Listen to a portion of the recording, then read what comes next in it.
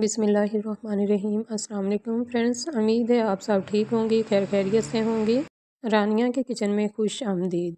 एक पैन लिया है जिसके अंदर 2 चम्मच मैंने घी शामिल कर दिए, 1 चम्मच मैंने लहसुन और अदरक का पेस्ट शामिल कर दिया है। इसको 1 मिनट के लिए हल्की आंच पे फ्राई करेंगे ताकि इसका कच्चापन ख़त्म हो जाए। इसके बाद हम शामिल करेंगे प्याज, जो कि मैंने हाफ़ लिया है, मीडियम साइज़ का प्याज था, उसको कट करने के बाद आधा इस्तेमाल किया है। यहाँ पे 1 से 1.5 मिनट के लिए लहसुन और प्याज को फ्राई करेंगे ताकि लहसुन का कच्चापन ख़त्म हो जाए और प्याज थोड़ा सा नरम हो जाए।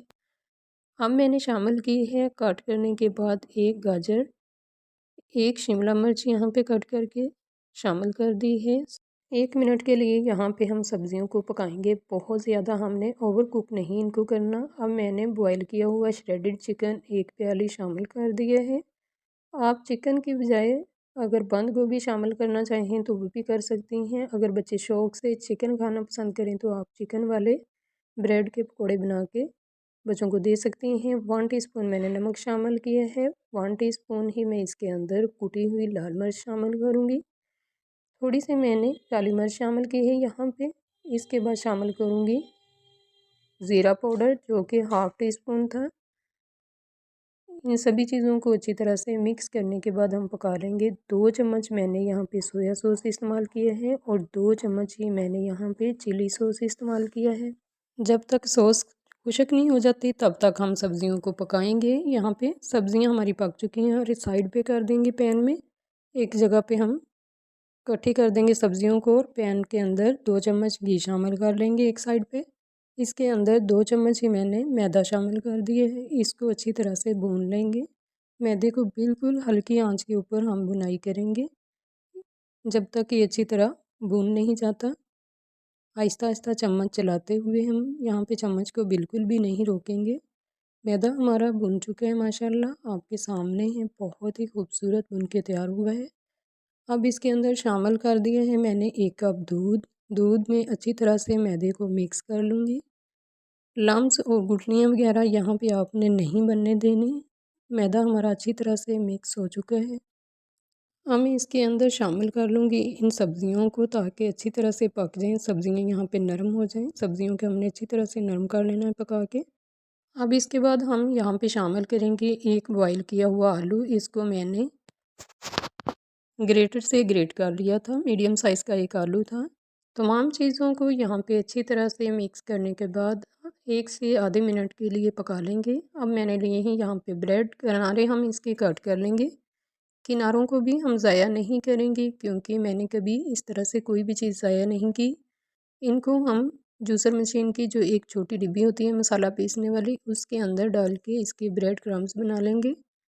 उनको धूप में खुशक करने के बाद ज़िप लॉकर बैग में डाल के इनको सेव कर लेंगे। जब भी हमें ज़रूरत होती है तो हम निकाल के फिर इनको इस्तेमाल कर लेते हैं। किनारे तमाम मैंने रिमूव कर दिए हैं। इस तरह से अब मैं ब्रेड को भी 2 हिस्सों में डिवाइड कर दूँगी। ब्रेड मेरे पास यहाँ टोटल 5 हैं। आप यहाँ पे ब्रेड कम या ज़्यादा लेने चाहें तो ले सकती हैं। मुझे यहाँ पे 5 ही चाहिए थे, मैंने 5 ब्रेड इस्तेमाल कर लिए। इस तरह से एक ब्रेड को उठाएँगे, 2 पीसेस को, और रख लेंगे एक प्लेट में। इसके ऊपर फिलिंग को अप्लाई करेंगे। फिलिंग आपने यहाँ पे अच्छी खासी लगानी है, बिल्कुल भी कंजूसी का मुज़ाहरा नहीं करना आपने। जितनी ज़्यादा फिलिंग लगी हुई होगी उतने ही हमारे ब्रेड पकौड़ा मज़ेदार बन के तैयार होंगे। एक ब्रेड पे हमने अब यहाँ पे फिलिंग लगा ली है और दूसरे को उठा के इस तरह से पहले वाले के ऊपर रखेंगे और हल्के हाथों से प्रेस कर लेंगे। यहाँ पे प्रेस करना बहुत ज़रूरी है, बहुत ज़्यादा प्रेस नहीं करना, हल्के हाथों से करना है। फिलिंग आपको यहाँ पे नज़र आ रही है, माशाल्लाह मैंने काफ़ी अच्छी फिलिंग की है। यहाँ पे आपने इसी तरह से फिलिंग भर के करनी है। तमाम ब्रेड्स को मैंने इस तरह से फिलिंग लगाने के बाद एक प्लेट में रख लिया है। अब चलते हैं नेक्स्ट स्टेप की तरफ। एक पैन में मैंने घी लिया है। अब इसको फ्लेम को ऑन करने के बाद घी को गर्म कर लिया है। यहाँ पे मैंने लिए हैं 2 अंडे ताज़ा फ्रेश। इनको मैंने तोड़ लिया था एक प्लेट में। इस तरह से ब्रेड को उठा के अंडों के अंदर डिप कर लिया है। अब ब्रेड क्रम्स लगाएंगे, इनके ऊपर कोटिंग करेंगे ब्रेड क्रम्स की।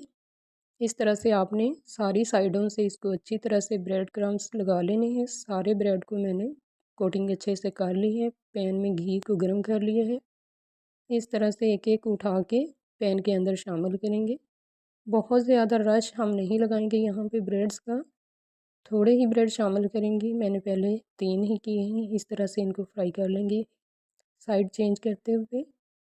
मीडियम आंच पे आपने इनको फ्राई करना है ताकि हमारे ब्रेड क्रिस्पी बन के तैयार हों, अंदर से जूसी हों और बाहर से क्रिस्पी हों। इस तरह से हम चम्मच से या किसी भी चीज़ के साथ हिलाते हुए अलट पलट करते हुए सारी साइडों से ब्रेड को अच्छी तरह से सेक लेंगे।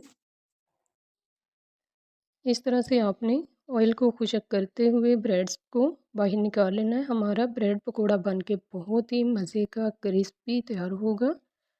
निकालने के बाद इनको डिश आउट करने के बाद मैं आपको तोड़ के चेक करवाती हूँ। बहुत ही क्रिस्पी बाहर से बन के तैयार हुए हैं, अंदर से जूसी हैं। आपने ज़रूर बनाकर ट्राई करना है रेसिपी को। चैनल को सब्सक्राइब और रेसिपी को लाइक और शेयर करना है। अल्लाह हाफिज़।